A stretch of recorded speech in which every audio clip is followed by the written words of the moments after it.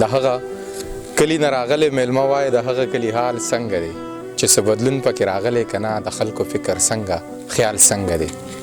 اوس هم د هغه ځای لیکوال شاعران د افسرانو قصیدې وایي، اوس هم د هغه ځای خانان ملکان ځان درنوي خپلې درنې وایي، اوس هم د هغه ځای غریب دله دی په ټوک ډوډۍ پردی حجرې ساتي، په شاباسي باندې مرګونه کوي، شان د خانانو د شملې ساتي. مجرمان اوس هم سپین سپېڅلي ګرځي، افسران اوس هم رشوتونه اخلي، سمګلران اوس هم د نوټونو په زور د چا ایمان د چا سرونه اخلي. د هغه کلي نه راغلی میلمه وایي د هغه کلي حال څنګه دی. هلته کې اوس هم د عاشق زندګي په غم لړلو اسویلو کېږي، اوس هم د مینې د مین زندګي په فریادونو په زبېرګو کېږي، اوس هم د هغه ځای د ښکلو فرقه د عشق بود غواړي، بهبود غواړي، د مینانو نسبونه کوي، د محبت تسره سود غواړي.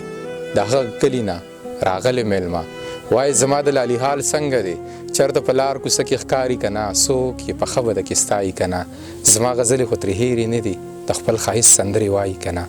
رښتیا زما هغه یاران څنګه دي، د محبت په لاره سم دي که نه، د غیرت اور خو یې مړ شوی نه دی، په مینه هغسې محکم دي که نه. د هغه کلي نه راغلی میلمه وایه د هغه کلي حال څنګه دی چې څه بدلون پکې راغلی که نه، زما خواري خو اوبو وړې نه ده، زما خوارۍ سزې نیولې که نه، هغه تودې جذبې سړې خو نه دي، ما بلې کړې ډیوې مړې خو نه دي. نظم د سیف شاه صابر صاحب.